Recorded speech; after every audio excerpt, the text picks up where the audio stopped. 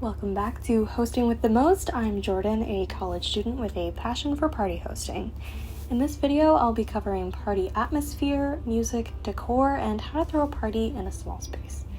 For my theme of Fairy Tea Party, I wanted the vibe to be cozy, intimate, and whimsical, but I didn't want to waste my money on any one-time use paper decorations, so I took to my closet and found a bunch of scarves and hung them from my ceiling with masking tape, as well as over our entryways so that entrances were a little more dramatic.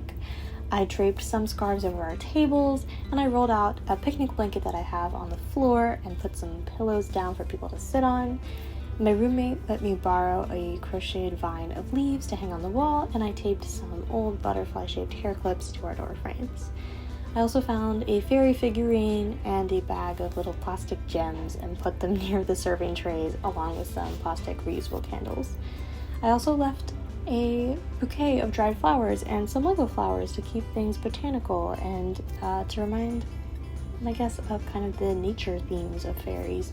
I avoided using the one-time paper decorations because I think often they immediately fall apart, are very cheap, and just are not worth rebuying for every event. I would avoid using them unless you absolutely have to, or you feel that they could be reused sometime in the future. If it's like not specifically themed to this party and you think they could be used for other things, be my guest. But often I don't think it's worth the money. It's much easier to kind of get creative and see what you have in your house. There's always something where you least expect it. Ask your friends, ask your neighbors if they can help with decoration sourcing, and you can even try making some of your own. There's tons of videos on YouTube with DIY decoration making, whether that's with painting or drawing, maybe origami, I've seen that, and like maybe decorations that are recyclable at the end of the night would be awesome to just limit that waste.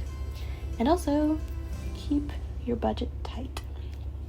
I also curated a playlist with music from Disney's Tinkerbell films, because that was my main inspiration for the party, along with some Celtic folk music and other kind of magical, lighthearted film scores to keep the atmosphere very soft and whimsical. One of my guests actually asked for the link, which was very exciting, and the link to that playlist is inside the complimentary guide. But choosing music is really important for establishing mood when people first enter your space, so definitely sit down and consider what you'd like your guests to feel as you make a playlist, or if you find one online that someone else has made, make sure you listen all the way through. I used Spotify, but you can use YouTube or Apple Music, or if you even have a record player, that would also work. And if you feel you don't have the means to play something, if you need a speaker, again, ask your friends, ask around to see if you can rent one for cheap from somewhere. I also tried to make sure my guests had smaller activities to do while they ate, like creating a little wand. I had a platter of cut fruit that guests could put onto a wooden skewer and make a little fairy wand. And I also made a small online quiz they could fill out to find out their fairy talent, which was very fun to make and very on theme, and everyone really enjoyed it. And that's super easy to do, also free. And I did that using UQuiz, if you're interested in also making a little online quiz for your guests.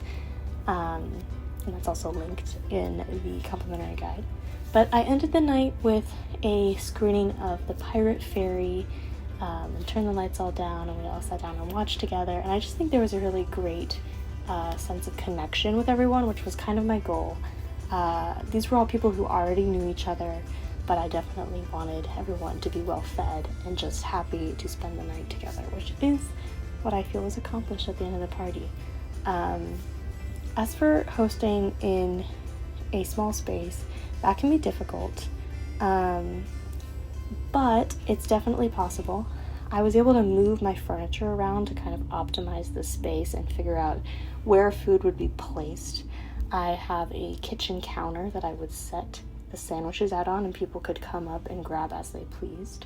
And if you kind of consider that when you're planning out what kind of food you're serving, and where you want the food to be in the apartment, it's much easier once guests arrive for there to be a flow of where people are grabbing drinks from, or whether you're serving people.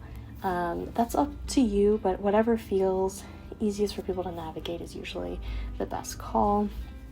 And I specifically liked that moving my table out from the living room area made like a nice circle so that everyone could talk to each other at the same time, and there wasn't kind of this like chunk of people in the living room and another chunk of people towards the kitchen, which was really great.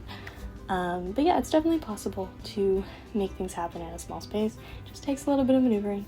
And as always, as I keep repeating, please ask your friends and neighbors for help. 9 times out of 10, they are going to make your party even better and just improve that sense of community that parties are all about. That's it for this video, and I'll see you in the next one.